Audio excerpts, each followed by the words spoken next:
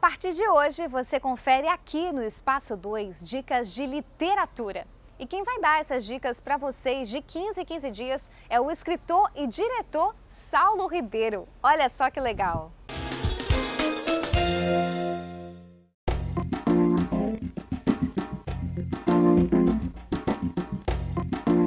Olá, eu sou Saulo Ribeiro, sou escritor e editor e a partir de hoje eu vou estar aqui no Espaço 2 de 15 em 15 dias dando dicas de livros e falando de literatura com vocês.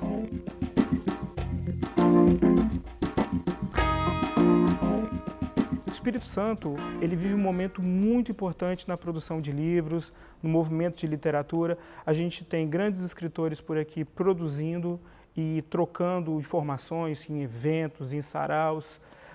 Pequenas editoras também se formam no Espírito Santo. Escritores que visitam o Espírito Santo e passam alguns dias aqui ficam muito entusiasmados com a cena literária local, né? E, então é um momento importante. A gente deve isso, né, à Lei Rubem Braga, que tem patrocinado a edição de livros, aos editais de literatura do governo do estado. Os editais têm cumprido uma função importante nos últimos anos, porque eles têm mapeado uma nova literatura e consolidado uma produção que já existia.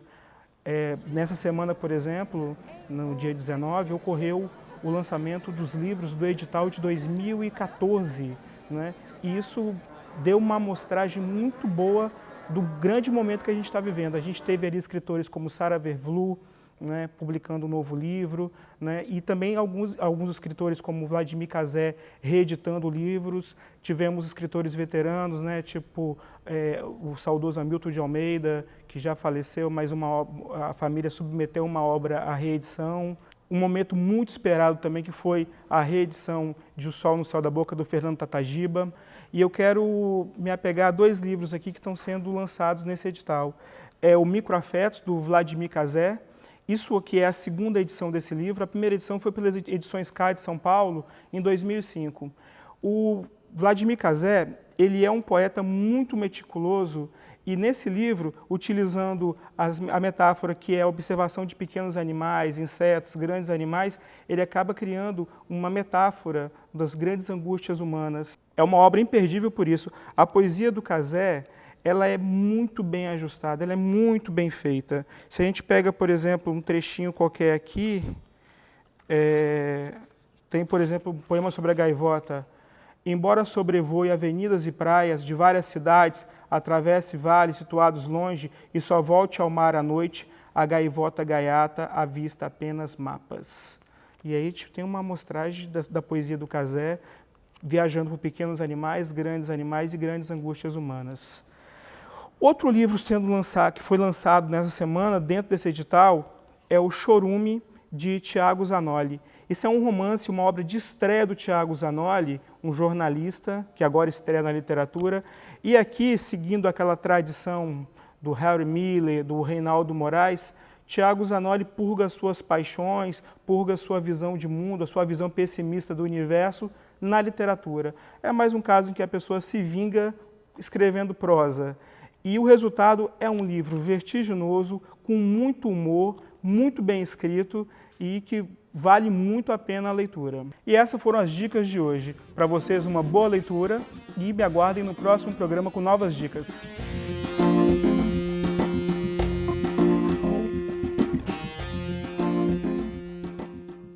Só dica boa, né, gente? E como o Saulo falou, a Secult lançou 23 livros contemplados pelo Funcultura. Então, se você curte uma boa leitura, se liga nessa matéria.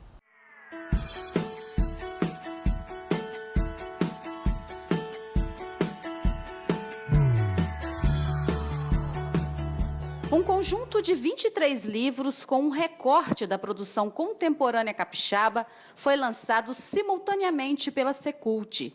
As obras fazem parte dos trabalhos contemplados pelo Funcultura nos editais de 2014.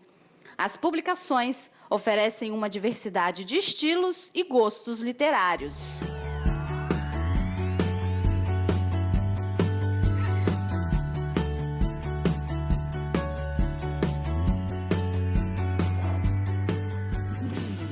Eles expressam bem a posição literária capixaba Nós temos autores que já não estão mais aqui entre nós, como Fernando Tatagiba e Amílio de Almeida, que são consagrados, mas mesmo entre os contemplados nós temos jovens autores de primeira obra, e temos outros mais experientes. Mas a ideia é justamente essa, é através de um processo meritocrático, trazer para a leitura de toda a sociedade autores importantes que expressam a força da literatura capixaba. Entre os contemplados do edital de edição e difusão de obras literárias estão Tiago Zanoli e Anderson Bardot. No romance Chorume, o jornalista e escritor Tiago Zanoli conta a saga de um personagem cheio de ação. É um jornalista frustrado com a profissão dele, viciado em drogas, principalmente cocaína, e ele pede demissão do emprego dele no jornal para trabalhar como ghostwriter de um ex-delegado de polícia que está preso, acusado de chefiar um grupo de extermínio no estado. Não é Espírito Santo, não está nomeado, o personagem também não é nomeado.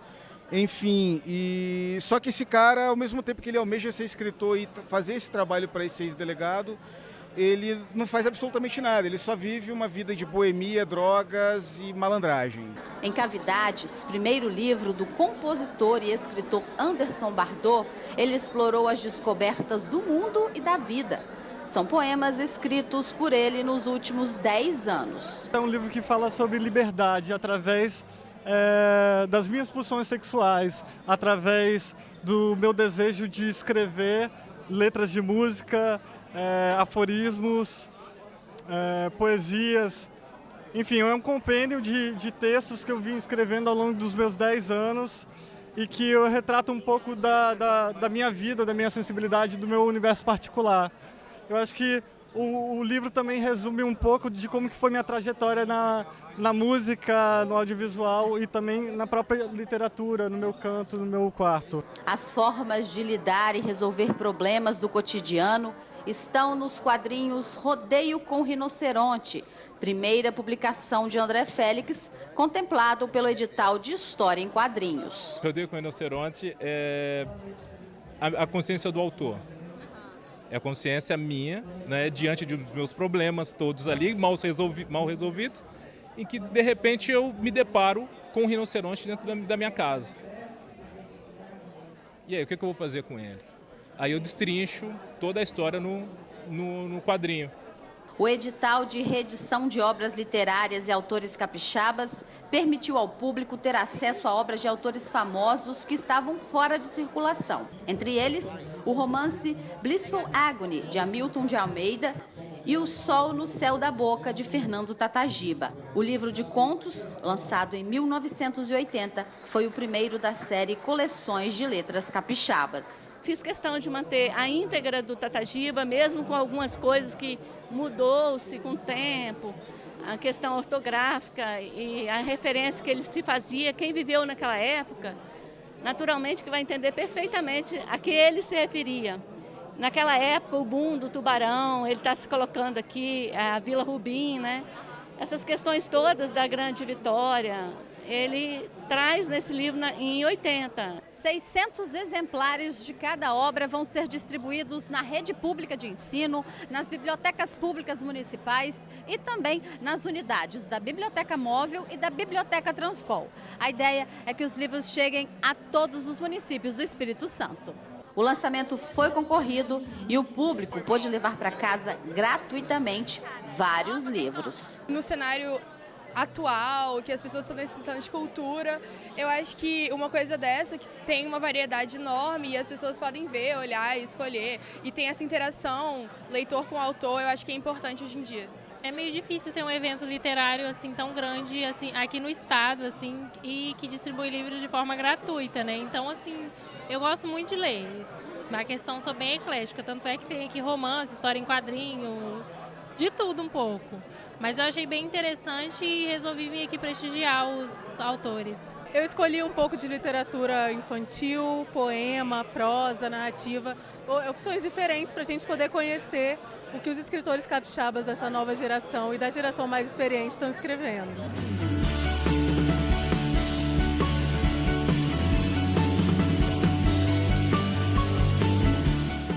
E E no próximo bloco tem dicas para você se divertir. Não sai daí não que o Espaço 2 já está voltando.